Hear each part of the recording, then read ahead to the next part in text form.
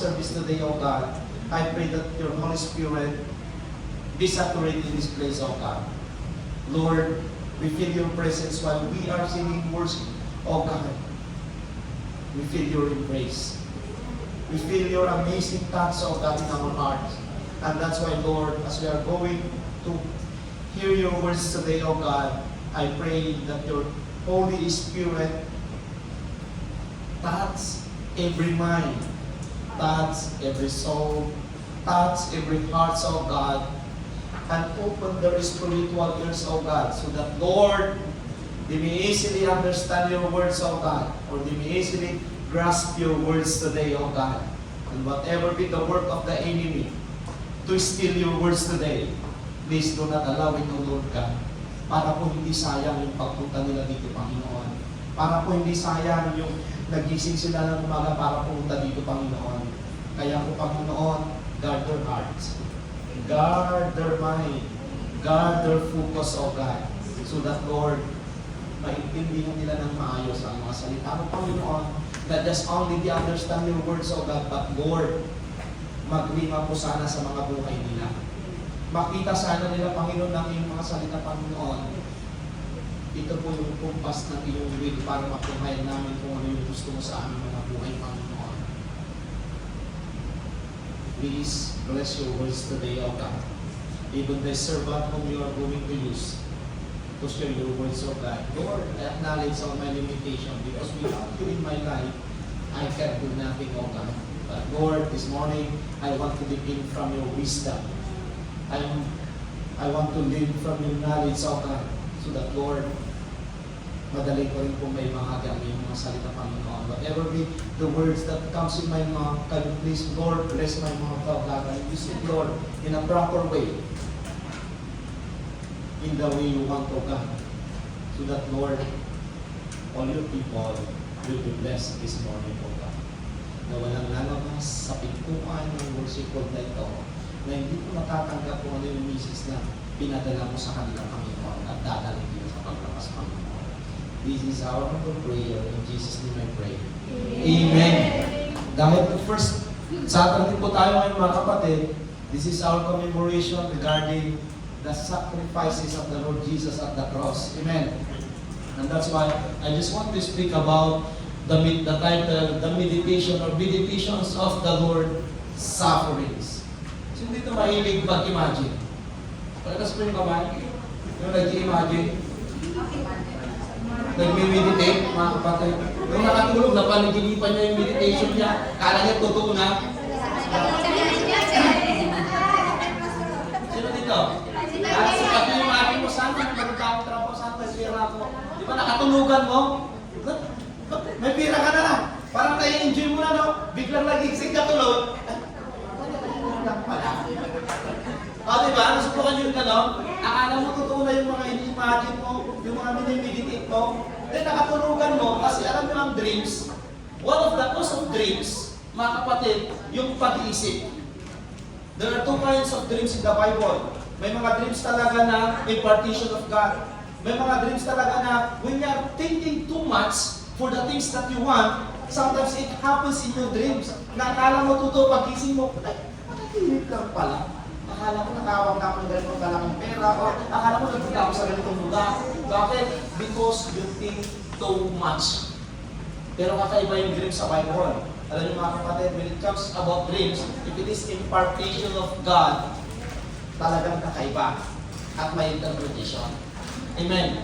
So sa oras na ito mga kapatid, I just want to speak about the meditations of the Lord's sufferings. Did you ever try to think and meditate the suffering of the Lord Jesus Christ? Sigurado ko lang nag-isip, no? Na nag-meditate. Ano nangyari nung kapanahon ng Kristo? Yung sinasabi nilang tinurdur siya, yung sinasabi nilang pinako siya sa cross. Diba? Did you arrive to your mind or the point that you think the suffering of the Lord Jesus Christ, what was happening in his time? Gaano kahirap, gaano kasakit. Diba? Kasi ang iniisip natin minsan, maraming minimeditate natin yung giginhawa buhay natin. Tama po ba? Ang iniisip natin lagi yung maging masaya tayo lagi. Tama? Yung lagi yung lumalabas at lumalabas sa mga kaisipan natin. Amen? Ang nadidisappoint tayo sa mga sarili natin. Tama po ba? Kasi lagi natin inisip yung gusto natin. Tama po ba? Nasubukan mo nag-meditate yung gusto ni Lord sa buhay mo naman. Oh, di ba? Lord, gusto ko ganito eh. Ini-imagine mo, nakasakay ako sa Cadillac. O, di ba? May pag-gising mo pa lang, bisikleta lang yung nagising mo. Madisappoint ka talaga, di ba? Buti sana kung nag-i-imagine ka, pag-gising mo talaga namang may sasakyan doon na talaga yung Cadillac talaga. Di ba? Pero pag-gising mo, bisikleta pala, flat pa. Sino ba hindi mag-disappoint? Di ba mga kapatid? But anyway, this morning, I just want to bring your mind in your heart, not even in your heart, not even in the deepest part of your life, to inculcate that the Lord's sufferings is very important in our life as a Christian. Amen. In our team today, it goes like this. Important meditation on the Lord's suffering. Yung kahalagaan na kailangan din natin i-meditate yung paghihirap ni Kristo noong kapanahunan niya. Dahil kapag minimeditate mo ito mga kapatid, binabasa mo ito sa Bible, when the Lord Jesus Christ was suffering on the cross, maiintindihan mo why you follow Him. Hello? Kapag pala hindi natin nakikita at naiintindihan kung bakit nagsuffer si Kristo, ang buhay natin mga Kristiyano is si gulaki na tayo. Kasi hindi natin alam kung gaano yung ginawa niya yung sakripisyo niya. Di ba? Parang yung mga magulang natin, pag hindi natin alam kung gaano sila kahirap na nag-abroad, o di ba? Pagpadala mo ng pera, saglit lang yung pera. Kita mo, nakapicture na sila, nasa Jollibee na. Ikaw naman, nag-karate ka lang, tapos karate hindi. Di ba? Hindi nila nabibigit o ini-imagine yung ginagawa mo dito. Minsan yung sus ng kanin na lang, kukuha ka lang, ano ba yun? Yung kubos, ginagano mo na lang yung kubos na kanin sa sus. Tapos karakti na. Pero sila nakita mo, nandun sa KFC, sa Pilipinas, Kentucky, di ba? Kenny Rogers, sarap ng pus nila. Nakaganon pa yung Kenny Rogers na ba? Pero ikaw, yung kubos, pinapainit mo sa microwave, tapos yung sus ng kanin na tira mo ng hapon, tapos karakti. Enjoy ka na, di ba? Pero hindi nila nami-meditate, ini-imagine kung ano yung buhay na ginagawa mo dito sa ibang bansa, kaya hindi nila maiintindihan. Pagpadala mo ng pera, nag-i-enjoy sila. Kaya yung dinaranas mo sa trabaho mo, nasisigawan ka ng amo, namumura ka, lahat na nagklaseng pagbabatrato, minsan nararanasan mo, at kinakain ng sarili mong konsensya, pati sa utak mo, nahihirapan ka, hindi nila naiintindihan. At kapag mahihingin sila, laging demanding. Ano? Di ba? Magtampo-tampo pa. Tama? Patampo-tampo pa sila. Pero ikaw naman, dahil mahal mo sila, kahit may patampo-tampo sila, kahit may nagagalit ka na minsan, hindi ka na nakapag-test, He sent money for them. Because talagang paano sila. Dahil pumunta ka na sa ibang bansa to give them the best and the good future for your family. Tama po ba? Pumunta po ba tayo dito to give the best and the good future for our families? Yes! Kahit naman ako pumunta ako dito para magbigyan ko ng magandang at maginhawang buhay ang aking pamilya. I did not come here to the ministry, to be honest. Hello? I am pastoring in the church for how many years? Then, kaya nasabi ng mga kaibigan kong pastor, kaya ka siguro mag-abroad pastor dahil magpapayaman ka. Sabi ko sa kanila, hindi naman ako taong ano ba yun, na sinamaling. Pupunta talaga ako sa abroad para hindi ka ng pera. Tama? Hindi ako yung tinatawag na plastic na sasabihin ko, hindi. Mag-ministry ako doon, hindi. Sinabi ko talaga ito to. I go to abroad, kailangan ko ng pera. Amen. Kaya na-imagine naman, hindi nila na-imagine yung ginagawa natin dito. Dito ko nasubukan, natabunan, ang daming mura ng amo. Yes. Sa Pilipinas, sabi mo ako nagagalit. Kasi ako nagsisarong sa church. Pero dito may amo ka, may bus ka. Di ba? Ginakaya mo lahat para sa pamilya. Pero hindi nila ina-imagine yung mga sakripisyo mo dito na mahihirap. Then being a Christian, it is a great message today na kailangan din po natin isipin yung importanteng bagay na ginawa ng Diyos sa buhay natin. Para alam natin yung pagtanggap natin sa Panginoon. May mga taong tumanggap kay Kristo kapag may kunting problema lang, bye-bye. Ano na makikita yun sa church? Because you do not know whom you believe. Di ba? Ano sabi ng Apostol Pablo? I know whom I believe and I serve. Sabi niya, kilala ko yung taong pinagkakatiwalaan ko at pinagsiserbihan. So, nasubukan niyo na bang in-imagine si Jesus na habang nakapasok po siya sa cross, habang pinapahalo yung likod niya, habang pinapahiraman siya ng kapanahunan niya, you think madali lang yung ginawa niya, mga kapatid. Amen. There are many times in our life na lagi natin iniisip, mga kapatid, yung kinabukasan natin. Amen. Tama po ba? Yes. Huwag po tayo magsinungaling. Ang talagang iniisip natin, imagine natin yung pang kinabukasan natin, mga kapatid. Alam niyo, mga kapatid, sa umagang ito, I just want to prove that Christ suffered willingly. I just want to prove that Christ suffered lovingly. Amen. And I just want to prove that Christ suffered savingly for us. Hindi po siya nagreklamo, mga kapatid. And that's why this morning, beloved brethren, I want to share 3 important things to meditate on the Lord's sufferings. And number 1, the suffering Lord in Gethsemane.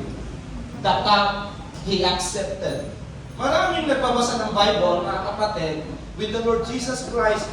Bakit ko sinabing the suffering Lord in Gethsemane? Ang hirap yung dinaranas niya dyan, mga kapatid. Alam niyo yung cup dyan na, ibig sabihin yung cup dyan, mga kapatid, na sabi niya, basahin mo natin. Matthew chapter 26, verse 38 to 39. Ang sabi dito, then He said to them, my soul is overwhelmed. Sa King James Version, ang nakalagay dyan, my soul is exceeding. Talagang naghihirap, mga kapatid. Nasa anguish siya talaga, kapatid. With sorrow to the point of death. Stay here and keep watch with me. Sabi pa niya sa mga disciple niya, stay here and keep watch with me. Alam niyo yung mga disciple niya, umalis. Inabandon siya, mga kapatid. Going a little farther, he fell with his face to the ground and prayed, my Father, take note, if it is possible, may this cup be taken from me. Bakit? Yung prayer niya, may this cup be taken from me. Ayaw na magkape? Literal ba na cup yun, mga kapatid? Sino nakakalam? Kasi maraming nagbabasa na yung cup daw na yun, baka umiinom ng tea, o may iniinom siya, no? That kind of cup is a divine wrath from God. Para sa iyo at para sa akin. Kaya kung babasahin mo yung cup na yan, ang ibig sabihin niya, mga kapatid, it is a divine wrath of God. Yung punishment ng mga tao para sa atin. Amen. Kaya sabi niya, my Father, if it is possible, may this cup be taken from me. Pero yung sumunod sabi niya, yet, not as I will, but as you will. Nakita natin that in this passage, beloved brethren, the Lord Jesus Christ is in anguish. Nandun po siya sa hirap magdesisyon sa buhay. Minsan, di ba tayo hirap magdesisyon? Sino yung napunta sa ganung sitwasyon? Na, when you arrive to the point na ministry, trabaho, pamilya. Minsan, kaya kasabi ko kanina, habang si Pastor Jerry kanina, nagsasalita, din ako, ginagawa ko itong message na to, I reflect myself. Ako yung unang natatamaan. Bakit? Kasi may sarili rin akong plano. May sarili rin akong desisyon. I have also my own goal in life. Pero minsan, when you are at the service of the Lord, minsan, you forget your own purpose. You forget your own goal. You forget your own plan. Kasi sabi naman ng Bible, the plan of God is better far from our plan. Mas magandang malayo yung plano ng Diyos. Di ba? Kaya, well, I'm making this message, beloved brethren, ako muna yung unang nasasaktan. Kasi may mga desisyon tayo sa buhay na ang hirap natin kunin yung kasagutan. Tama? Kasi sa isang mali ng desisyon natin, hindi ibang tao mapapahamak, ikaw. Tama? Ang masama, pag may nasangkot. Wala naman tayo sa pagkakulit ka. Nandito tayo sa church. Di ba? Ang masama, pag may maapektuhan sa ginagawa natin mga kapatid. So, beloved brethren, we will see the way yung bigat na kinakaharap ng ating Panginoong Jesucristo. Not just only a physical, a mental and spiritual anguish. Bakit? Nakikipaglaban yung physical niya when it comes to prayer and to insist his will, but the spiritual himself, sabi niya, your will. Tama? Pero yung physical niya, alam niya kasi mahirap yung gagawin niya. Alam niya kasi masasaktan yung physical niya being at the point of time because he is still in the human form. Pastor, Diyos naman siya. Kahit buhatin niya yung cross, kaya-kaya, no? Ang sabi ng Bible, Jesus Christ was 100% human in that time. He feel hungry. Di ba? Kumakain din siya. He feel thirsty. Ibig sabihin, makakaramdam din siya ng pagod at sakit. And that's why, nung kinakarap niya ito mga kapatid, Jesus did not fear death. He feared death. Hindi siya natakot sa kamatayan na mangyayari sa kanya, but he feared the cup. Bakit? Bakit ko sinabi he feared the cup? Nandun nakasulat kanina, sabi niya, if it is possible, di ba? Sabi niya, let this cup, sabi niya, take it from me, tanggalin mo to. Because that cup, again, I will repeat, that is a divine wrath from God. That is a sign of punishment for you and for me. Kaya pinapatanggal niya mga kapatid. Hindi siya matakot mamatay. Ang kinakatakutan niya, yung punishment mo at punishment ko. Tignan, Jesus Christ, in Timothy chapter 2 verse 5, He is the mediator between man and God. Siya yung abogado mo para sa Diyos. Amen. Na dito natin makikita mga kapatid na ang hirap yung kinakakarap niya. Tingnan natin yung sufferings niya. Di tayo lang, pag nananampalataya tayo, parang wala na. We do not give importance for his sufferings. Yung sakripisyo niya para sa iyo. Biruin mo, sabi niya, if it is possible, take this cup from me. Hindi na sana. Ayaw kung pwede, ayaw kong akuhin, ayaw kong magsakripisyo para sa mga tao to eh. Kaya lang, kawawa naman sila, mapapalis silang lahat. Parang ganun lang yun eh. Di ba? Because he is the sacrificial lamb. Amen. To intervene para mapalinis at maging malinis tayo sa harapan ng Panginoon. Nakita niyo yung kinakarap niya, napakabigat. Amen. Sige kuya. Kaya sabi dito, awake, Christ of Jerusalem. Tingnan ito sa Old Testament, nandiyan na yan. You who drank from the hand of the Lord, the cup of His wrath. Ibig sabihin, that is the divine wrath of God.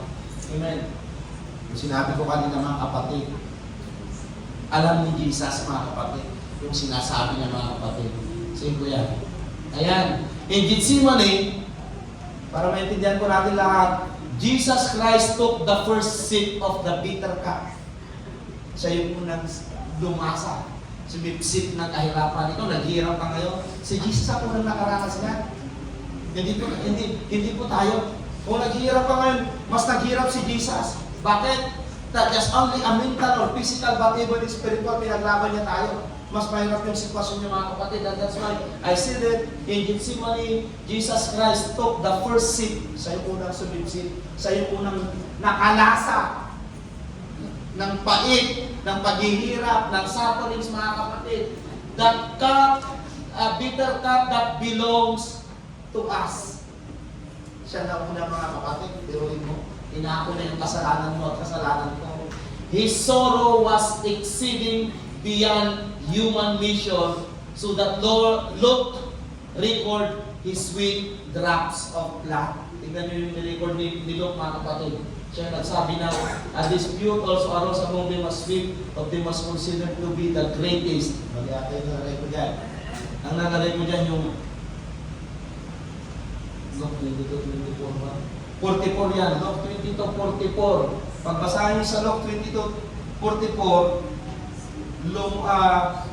nagpawis siya ng dugo.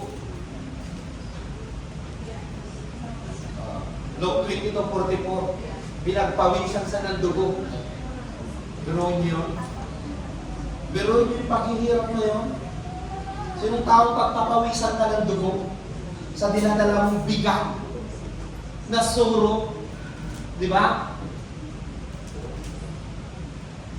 Ikaw nga, pagpawisan ka ng konti, napabahala ka na sa sarili mo.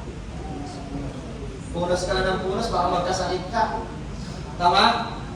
Kita mo lang yung bata, punas ka na ng punas, baka magkasakit ka. Pagdaling ka ng towel, kung anong nilalalikan sa katawan. Eh what for? Yung pinagpawisan ng dugo, ano sa tingin mo? Isipin mo na lang yung pinagpapawisan ng dugo na tao na makita mo. Ano yung isipin mo sa sarili mo?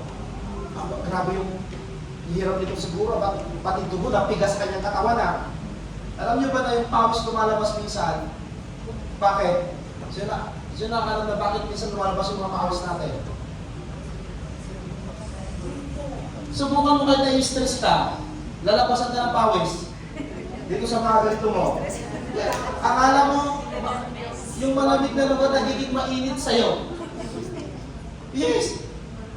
Pag nai-stress ka, what for yung lumabas ang dugo sa katawan na nagpapawis? Na dugo. Gaano kabigat yung ginadala ng taong ito? Amen.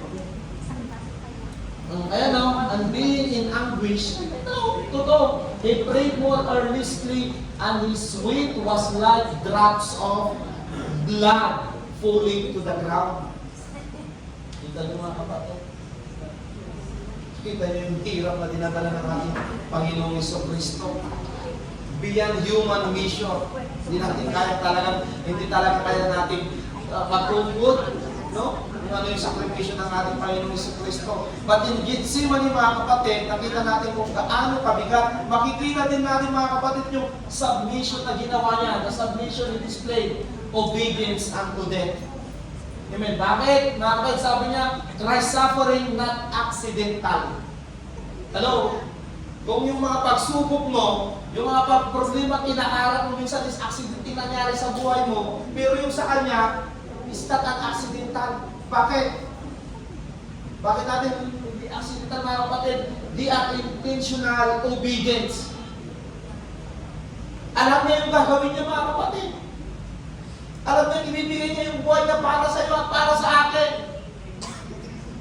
No, hindi natin ini-imagine kasi kung ano yung ginawa niya eh. Ang ini-imagine lang natin yung mapaganda yung buhay natin, mapasaya tayo, makahawak tayo ng magagandang gamit, ano ba? Pagkaroon tayo ng magandang bahay. Yung mga ini-imagine natin yun, di ba? Ma-imagine natin na makasweldo ng double digit, ano ba? Pag sinabi mo double digit, medyo maganda na rin. Pag 10,000, malaki na rin yun. Di ba? Di ba, mga normal na ini-imagine natin mga kapatid, but si Jesus Christ mga kapatid, makita natin that in Gethsemane, He suffered a lot. Ayun, nag-obedience pa rin siya mga kapatid. Amen. Tignan natin sa Ephesians chapter 2, nakalagay yan Philippians chapter 2. Ang sabi dyan, and being found in appearance as a man. Sinabi ko sa inyo kanina, di ba? Not just only a God, but He used the appearance of a man. He humbled Himself. Take note, by becoming obedient to death, even death on the cross. Sino dito magpapakamatay para sa isang tao? Hello? Oh. Sasabihin nila, may gustong bumili ng kidney, 5 milyon. O, sino magbibinta dito ng kidney? magkaroon na ng maganda buhay ang anak mo. May pag-aaral na, may magpapatayo ng bahay mo, may sasakyan ka pa. Tama? Pero sino magbibigay ng 5 milyon para sa kidney? Oh.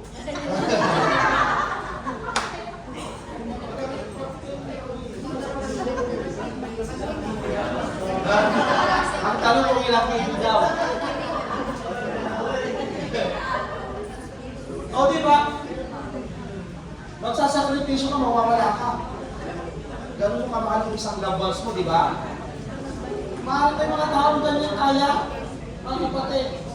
Pero kung wala kang sakit, healthy yung katawan mo, siguro kaya mo hanapin yung 5 milyon. Di ba?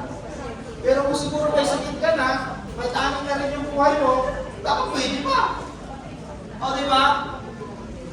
Kaya hindi pa, di ba, minsan yung malapit ng mamatay, sinisira yung mata, binibigay sa mga taong bulag. Yung mga malapit na mamatay, may mga taning na binibigay yung kidney, dinudunit sa mga taong nangangailangan. At that was happened kay Pastor Bobby. Yung nagbigay ng kidney kay Pastor Bobby, may taning na. Nakatulog pa, di ba? Pero hindi pa kahit may taning na mamatay na, hindi pa rin nagbibigay. Ayaw pa rin nila. Kasi, di ba, baka naman nag-pray siya na miracle. O, di ba? Because sometimes, it was happen na nagkakaroon ng miracle sa buhay ko natin. Baka takot pa rin siyang mamatay.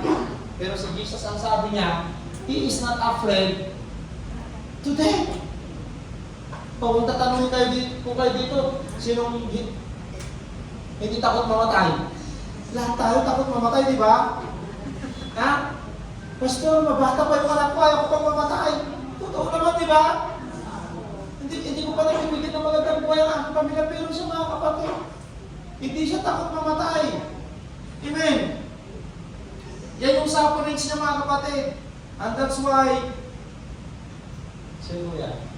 Jesus teaches us the beauty of submission. Kaya sabi niya, not my will, but yours be done. Nasubukan mo bang sinabi sa sarili mo, Lord, hindi ko man naranasan yung magandang buhay dito sa abroad, hindi man ako nakakahanap ng magandang employer, hindi man ako makahanap ng mataas na sahod, your will be done. Amen. Alam mo sa pagtawag ng Diyos sa'yo, maliit o malaki yung sahod, minsan nakakasawag talaga si Diyos ang Lord talagang tumawag sa'yo. Amen. Minsan kinukuntinto ka ni Lord mga kapatid. Yes. Yung blessing kasi mga kapatid, sometimes we acknowledge the blessings kapag nakita natin malaki. Pero yung maliliit na bagay, hindi natin kinoconsider na blessing.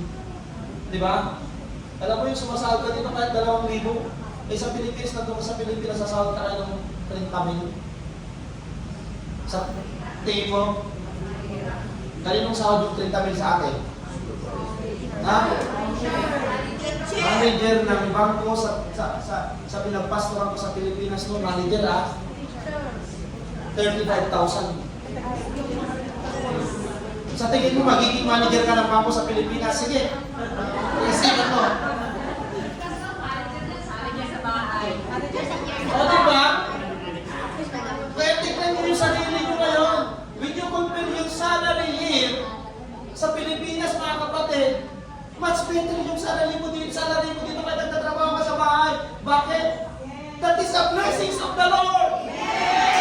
Diba?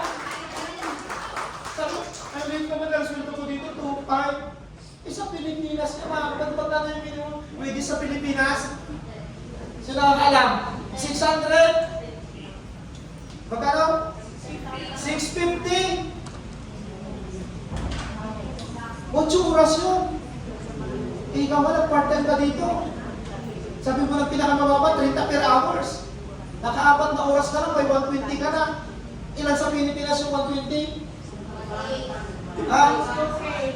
Kulang-kulang 2,000, di ba? Tingnan niyo mga kapatid. When we take the blessing that comes from the Lord, imagine niyo mga kapatid na nandito ka, nagtatrabaho ka, maliit man o malaki yung sahod mo, that is the blessings of God. No, minsan kasi yung tao, iniisip lang, biglang dagsana. No. Yung araw-araw na pag-travel mo papunta sa trabaho, you come to your house, you arrive to your work safety, that is a blessing of the Lord. Hindi ka na-disgrasya, walang sakit ang pamilya mo, blessing yan, di ba, Lord? Di ba? Marami kang pera, nagda-dialysis ka naman, sige. Ano sa tingin mo? Are you happy? O, di ba? Wala kang gaano kayamanan, pero healthy ka naman. Masaya ka na lang, wala kang gaano problema, mga kapatid.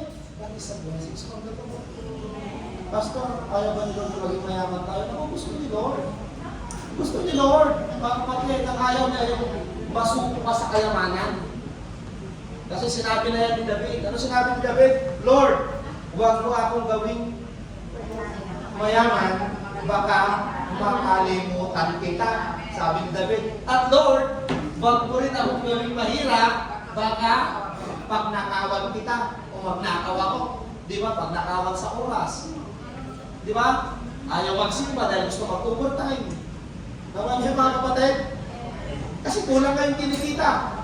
But anyway, when you are at the service of the Lord, maliit man na malaki yung kita pagkakasahan niya ni Lord. Bakit yung pagkakasahan ni Lord? Ayaw niyang may madisgrasya sa pamilya mo. Ayaw niyang may magkasakit sa pamilya mo. Ibig sabihin, ipupuntin ni Lord lahat ng mga problema mangyayari sa iyo, i-fix na ni Lord. Kasi nakita niya yung salary mo is maliit. Sabi, hindi piliman kasi ng pamilya dito. Baka makalimutan ako dito. Gagawa si Lord ng protection para sa pamilya. Malaki na yung sleep. Diba? Ganun si Lord, mga kapatid. Mas advance mag-isip yun. Amen. So, pag nakatanggap ko yung mga upan naman, Lord, your will be done. O, diba? Magpasabot tayo sa Panginoon, si Kuya. Number 2, para di tayo magtagal. Ano yung number 2? The suffering Lord for the believers. Pero yun mo, nagsuffer din para sa mga mananampalataya si Lord. Tingnan niyo dito sa Galatians chapter 2 verse 20. I have been crucified with Christ, and I no longer live, but Christ lives in me. The life I now live in the body, I live by faith in the Son of God who loved me and gave Himself for me. Bakit sinabi natin the suffering Lords for the believer? Because He gave His life for Apostle Paul. He sacrificed His life for Apostle Paul. That is the context. Ang sabi ni Apostol Pablo, hindi na ako ngayon nabubuhay sa sarili kong buhay. Nabubuhay na ako ngayon para sa Kristo, sa aking pananampalataya. Bakit? Because mahal na mahal ako ni Kristo at binigay niya ang buhay niya para sa akin. So na inanalyze ni Apostol Pablo yung bilang isang apostle ay isang Saul noon na mamamatay tao. Alam niyo si Saul noon, mga kapatid? Mamamatay tao yan. Killer yan ng mga Kristiyano. Alam niyo ba na si Saul, nung hindi pa naging apostol, kumuha pa siya sa Roman government ng sulat para lahat ng mga Kristiyano huliin niya at ipapatay niya. At binigyan siya ng papel. Kaya yun, kung saan siya pumunta, marami siyang pinapatay na tao, mga kapatid. Dahil kung titignan mo, mga kapatid, the Lord, Jesus, or ang ating Panginoon, mga kapatid, He don't care your past. O, di ba? Hindi na ako pwedeng magbago, marami na akong kasalanan, nagnakaw na ako, nababae na ako, marami na akong ginawang kaluluhan. Pero sa Apostol Pablo, mga kapatid, that is the evidence that the love of God is talagang makikita natin na very, ano ba yun? We cannot fathom. Hindi natin matungkod talaga, mga kapatid, with our finite mind. Bakit, mga kapatid? Itong tao, itong mamamatay tao, at ang pinapatay niya, hindi normal na tao, mga Kristiyano, mga nananampalataya. But still, God called him. Diba? Kaya kung titignan natin, God was not interested in our past. What is your past? Ano yung mga kaguluhan na ginawa mo nung nakaraan sa buhay mo? Mga kalungkuhan, hindi magandang ugali, hindi magandang bisyo. Walang pakialam si Lord doon kung kaya ka niyang gamitin. Kung tayo nag-interview natin, pag tinanong natin yung ex-convict ka, ayaw ko sa'yo magtrabaho. Tama? Pag nakita ka na magkalaman na may ginawa kang mali noon, the company will not accept you especially in our country. Pag alam nilang ex-convict ka na, sinasit-sit ka na lang. Pinapriority nila yung malinis, maganda yung reputasyon. But the Lord we are serving for, He don't care our past. Magnanakaw ka ba nung nakaraan? Nananalagi ka man, nangbababae ka man, God don't care your past. Because God was interested what you are doing in the future.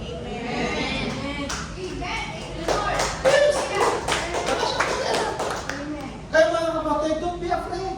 Kaya sabi ng Apostol Pablo, I have been crucified with Christ. Bakit sinabi niya na-crucify siya? Kasi dami yung ginawa kalungkuhan. Pero sabi niya, and I no longer live, but Christ lives in me. The life I now live in the body, I live by faith in the Son of God who loved me and gave Himself for me. Mga kapatid, the Lord, the suffering Lord for the believers. Sige po yan. Meditating on Christ's sufferings should produce reverence. We should bow before Him. Meditating Christ's suffering should produce gratitude. We should thank Him daily. Magpasalamat ka mga kapatid, magpuri ka sa Panginoon. Dahil andito ka ngayon. Sinib ka ng Panginoon, di ba? Biruin mo, kahit marites ka, sino ito marites? Tignan nyo kayo isang nagtaas. Tignan nyo. O, di ba? Wala kang pakialam kahit marites tayo, marites kayo. Still, God loves you. Di ba? And that's why we give gratitude. We should thank Him daily. Should produce obedience. We should live for Him who died for us. Amen. Then, we suffer with Him, we will reign with Him.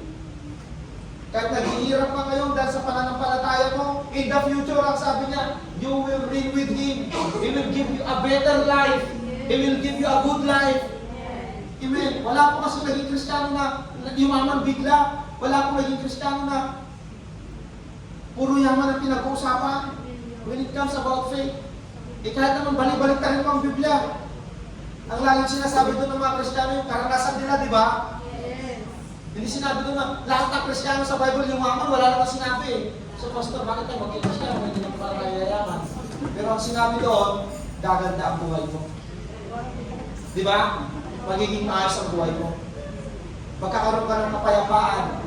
Magkakaroon ka ng kapanatagan. Magkakaroon ka ng contentment sa buhay. Dahil kapag wala kang contentment sa buhay, namatay ka na, malungkot ka pa rin. Alam mo yun? Mamamatay ka na, malungkot ka pa rin. Wala eh. Wala kang contentment, wala kang kapanatagan. Amen. Ayan. Sige yan. Ayan o. Tapos na tayo, pangatlo na. Ano yung pangatlo mga kapatid? Na kailangan nyo i-meditate. The suffering Lord before men. Sa lahat ng mga tao mga kapatid. Ang sabi sa Isaiah chapter 53 verse 5, but He was pierced. Sabi niya, for our transgression. Ibig sabihin, pinako sa cross. Pinahirapan mga kapatid. He was crushed for our iniquities. The punishment that brought us peace was on Him. And by His wound, we are healed. Hindi lang para sa mananampalataya pala, sa lahat ng tao. Amen. Kung kanina, the Lord's sufferings before believers, ito naman, the Lord's sufferings before men, lahat ng tao. Nakita niyo mga kapatid, yung context kasi, the rejection He bore, but He was pierced for our transgression, He was crushed for our iniquities. Nakita po natin, yung hirap, no? Dinala niya na lahat dahil sa kasalanan niya. Mahirap pumako ng kasalanan ka, di ba? Sige, sino nasubukan ganito? Ha? Gusto mong maligtas yung kaibigan mo? Sis, ako yung kumuha ng gamit mo. Ang hirap pumako ng kasalanan ka, di ba? Nasubukan mo? Sino nakasubok? Para makalusot yung kaibigan mo, yung kamag-anak mo, kakilala mo, aakuin mo yung kasalanan nila. Did you ever try? Ha? Baka sabi mo, manigas ka. Bakit ako? Di ba? Bakit ko kukunin yung kasalanan mo? Ako yung maghihirap, pero ito ang magtatamasa na naginawaan. Mahirap, di ba? Pero siya, kinahan mo niya. Parang pati. Ikaw niya yung kasalanan mo at kasalanan ko. Amen. Hallelujah. Isaiah calls him despised and rejected by men. And that's why he faced, what he faced, Jesus Christ this time? Betrayal by Judas. Tignan niyo mga kapatid. Nagsakripisyo siya, binigyan niya na lahat, but still, he faced betrayal from his disciple. Kaya parang minsan, may mga pastor din na nabibitray ng kanyang mga kasama sa church. Ano ba yung betrayal sa Tagalog? Traitor! Kaya ngayon, pag nakarinig kayo ng pangalan ng Judas, nakakatakot yan, pastor. Diba? Pag sinabi Judas ang pangalan mo, nakakatakot. Pero bakit sa amin, ang dami ng pangalan naman, Jesus, tulong-tulong naman. Ha? Doon sa amin, ang daming pangalan ng mga pangalan nila, Jesus. Pero mga lasinggiro naman doon, nagwawala ng gugulo. Pero yung may pangalan, Judas doon sa amin, sila naman yung mababait. Bakit ano ba yung pangalan Judas? Jude. Sa English. O diba, nakarinig ka yung pangalan Jude? Yung Tagalog? Judas. O diba, sa amin ang dahil pangalan niyan Jude sa Jesus. Diba? Kapag nakarinig ka ng pangalan Judas, wala sa pangalan yan, mga kapatid. No? Kaya minsan yung anak niya, anong pangalan ng anak mo? Gusto ko sana din. Kaya ko yan. Lalo pag Kristiyano. Ang pangalan ng application niya, tayo. Alam niyo mga kapatid, at dito natin nakikita that Isaiah calls him despised and rejected by men. He faced even his disciple betray him. Si Judas. Bakit niya binitray? Bakit? Ano mas yung betray kanina? Bakit siya nag-traitor? Sa konting halata. Kaya parang minsan ng tao, iiwan ka. Subukan mo yung kaibigan mo, hindi mo pautangin. At alam niyo may pera ka. Subukan mo lang. Maglalaylo yan sa'yo. Magtatampo yan sa'yo. Yung mga sikretong nasa sa'yo, nasa sa kanya, magugulat ka na lang, nasa ulo ka na.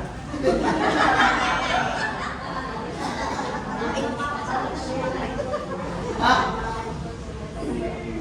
Tumatawa tayo, pero minsan nangyayari sa atin. Maybe sa atin, hindi pa tayo nahit ng ganyang problema.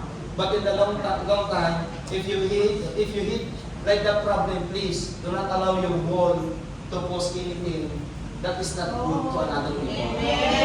If you are a Christian, be a light of this world. Not just only your personal in the ministry, not just only personal from worshiping the Lord, but God also your social account. Amen. So your social media account. Don't post anything that destroy your integrity as a followers of the Lord Jesus Christ. Post those posts that it could encourage, it could give a light of this world. No? May mga Kristiyano na sila nagpupos ng praise and worship, nagpupos ng quotes about God, pero nagpupos naman ng mga worldly. So maintindihan mo ba Kristiyano yun? Di yung mga, sabi ko nga, di ba? So nakakalam yung message ko, no? About social media. Ano yung dalawa doon? Na sinabi ko about posting in our social media. Ano yung una? Think before you post. Then, pangalawa, tingnan nyo, nakalimutan nyo na, consider your audience. Dahil may mga friends ka sa social media, bata, matanda, hindi mananampalataya at mananampalataya. Di ba? Kailangan ba makapag-post? Pag nabasa ko ng bata, ano kaya mangyayari sa bata? Pag i-post ko to, yung mga mananampalataya, hindi mananampalataya, ano ba yung sasabihin nila? And that's why, and consider your audience in the social media. Beloved brethren, Jesus Christ was not a bad person. Jesus Christ was an example for a good person. But still, he experienced betrayal. How about us, na mga tao lang na normal, na may kakulangan, may pagkukulang, tama? Did you ever experience someone betray you? Not just only in money, but even trust from your friend. Wala nang tiwala yung kaibigan mo dahil sa ginagawa mo. Jesus Christ experienced it without regret. Not just only a betrayal, even denial by Peter. Sino pa nga ito nag-betray sa kanya? Sino itong nag-deny sa kanya? Mga inner circle niya. Mga kasama niya. Tama? Sabi din nung nakita ng sundalo si Peter, kasama ka rin na. Sabi niya, ay hindi ah. O, di ba? Sitap ka. Hindi ako sitap. Parang gano'n lang yun, di ba? Bilang mo mga kapatid.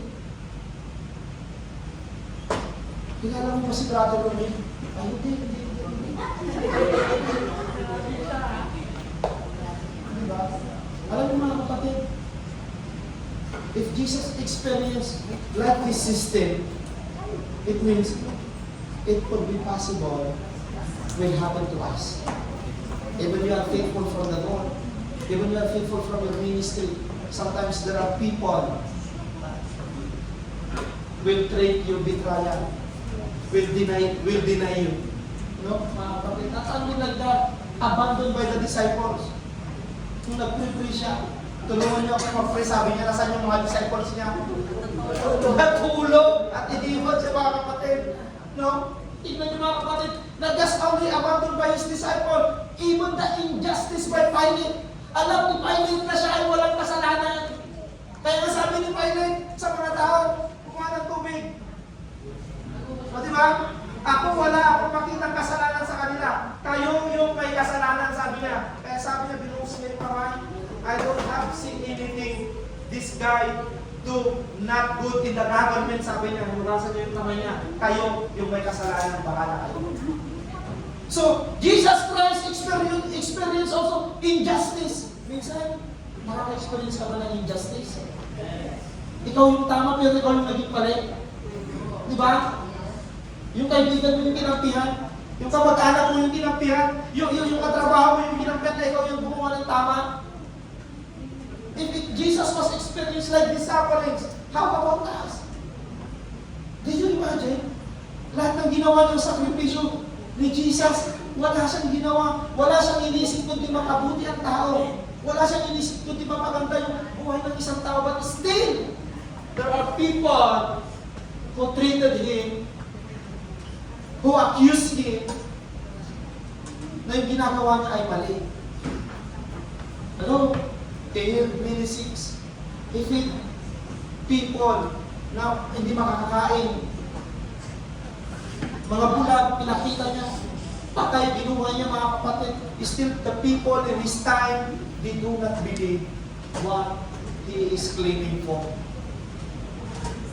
So, sa umagang ito mga kapatid, tignan po natin yung physical torture niya. The physical torture he experienced, the scourging, yung sundalo. Because in their time, yung mga death penalty, pinapalo yan. Kaya dito, nangyayari rin dito, di ba? Pinapalo. Masakit yun mga kapatid. Yung pinapalo sa kanya, may tatlong ganun yun. Na kumakapit sa laman. Tapos, tumitira ko yung dugo. Tingnan nyo yung sufferings ng mga kapatid. Ini-imagine lang natin yung pagiging Kristiyano natin is madali. Ang buhay ng Kristiyano ay masayang tunay. Pero kung makakanta, malungkot naman yung itsura. So paano mo i-imagine na masama ay masaya? O, di ba? Eh kung sinabi mo masaya, dapat naman yung facial expression mo masaya talaga, di ba? The crown of thorns, yung kinantay ko kanina mga kapatid. Tingnan niyo yung physical torture niya. Nilagyan siya na yung may tinig-tinig. Tapos sinaksak sa ulo niya. Kala niyo hindi masakit yun? Subukan mo. Diba? Crown of thorns. The blood of His face, sinasabuhin yung mukha niya pag nagmumuhat. Sinasampal-sampal ng mga tao, di mocking Him in His time. Diba? Ang ginagawa niya naman is para sa kanila. At hindi man the carrying of His own cross. Sige, gagawa tayo ng malaking cross, yung pwedeng isabit ka buhatin mo. Kala mo magpagaan? Akala mo yung ginawa sa Kanya, na cross na pwede mong iganyan lang? Yung ginawa sa Kanya nung kapanahon nila, isang kahoy na matibay at mabigat. At yung nilakad niya mula doon sa sufferings na pinapalo siya, sa nilakad guys, malayo pa mga kapatid. At binuhat niya yung cross na yun. Nung may tumulong, tinatanggal yung mga tao gusto tumulong sa Kanya. Gusto siya mismo yung bubuhat mula doon sa Mount Calvary. Physical torture experience. Eh tayo nga, yung physical torture lang natin. Mag-isip ka lang kung walang trabaho. Diba? Kung ano yung pakain mo mamayang hapon. Yung dami natin ini-imagine eh. Kumakain ka pa lang, nagawalan mo lang mamayang hapon. Kumakain ka pa lang, nag-iisip ka lang ng ulam mamayang hapon. O diba? Hindi mo lang, tapos yung kinakain mo, nag-iisip ka lang para sa hapon eh. O diba? Sino dito yung gano'n minsan?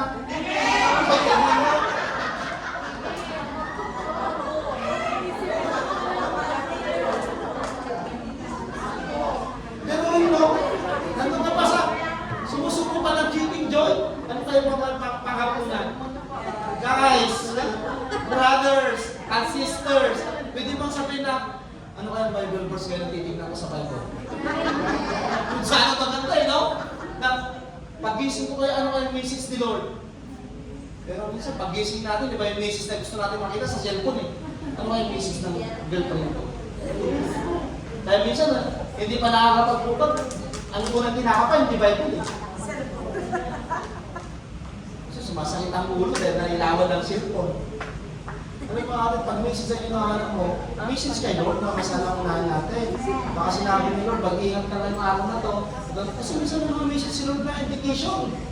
Mga kapatid, no? So, the drinking of vinegar.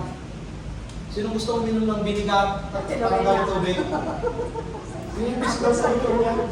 Pagod ka na, uhaw ka na, bigyan ng inumin. Ano binigay? Suka. O subukan mo yung uhaw ka na, tapos pag gano'n mo yung asin. Do you feel? Do you enjoy? No! Amen! Sige kuya. No, Christ's silence was not weakness. It was love, restraint, and mercy display. Yung katahimikan na ginagawa niya kahit pinapahirapan siya, hindi ibig sabihin kahinaan. Mahina siya. Tama? Na bakit hindi siya nagre-reklamo, bakit hindi niya gamitin yung pagka-Diyos niya. Hindi ibig sabihin na sa katahimikan niya is mahina siya. Hindi mga kapatid. He want to show love. He want to show or display mercy to the people. Mga kapatid. Ano? Kaya, conclusion na tayo. As we meditate on the suffering of Christ, let our hearts become tender. Let our sin become better. Hallelujah. Let our Savior become precious. Sana nagniling sa buhay natin ang itsura ng Panginoon sa Kristo. Note, we don't meditate on His suffering to feel guilty. Hindi naman kapag iniisip mo yung suffering ni Jesus, nagigilty ka eh. No. We do not meditate on His suffering to feel guilty, but to remember His grace and abounding, immeasurable love He done at the cross. May our meditation leads to worship, repentance, faith, and renewed devotion. God bless us all.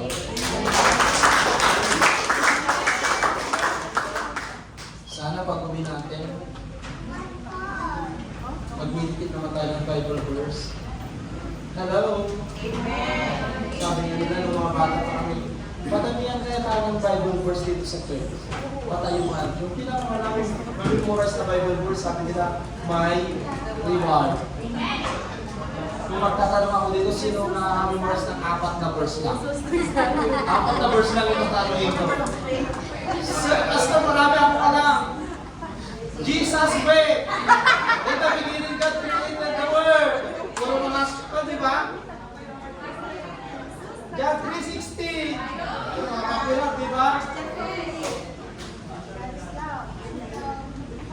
verse yung kanya, ano ba yan? Yung paborito niya verse, ang tawag ko? Yung life verse. Yung life verse na, di pa niya ma-memorize. Anong life verse mo? Ay, matatagpuan sa ganito. Sino dito nag-memorize niya yung life verse niya? Memorize mo naman yung life verse niyo kung bakit kayo tinawag ng Panginoon. Beloved brethren, alam ko po na marami tayong iniisip sa mga buhay-buhay natin. I know, I've been related in that kind of situation that even me, sometimes in my mind, I bother what I will eat. I bother kung mawawalan ako ng trabaho. I bother what I will in the future, kung ano nangyayari sa akin sa hinaharap. Kasi sabi ko, Lord, yung mga anak ko, mga maliliit pa, matanda na ako, Lord. Hanggang pa si Lord. Minsan sinabi ko pa, late mo na akong pinag-asawa. Kaya sabi ng Sister Chris kanina, nag-isa sa buhay. Sabi ko naman kay Sister Princess, sabihin mo mag-asawa niya siya para may dalawa-dalawa. Because two is better than one. Di ba? But be reminded, kung pipili ka, yung binigay talaga ng Lord. Dahil sasamahan ka, yung tinatawag na tilted to aspire. Not tilted to your part. Gagawin mo lang yung part mo, pag hindi ka nagustuhan yung part mo, iiwanan ka. Di ba? Kaya piliin mo talaga yung binigay talaga ni Lord dahil ang gagawin niya, tilted to aspire. Not tilted to your part. So, di ba? Mga kapatid, it is now the time to commemorate, to remember the Lord's sufferings. Amen. The Lord's sufferings brings hope, brings salvation.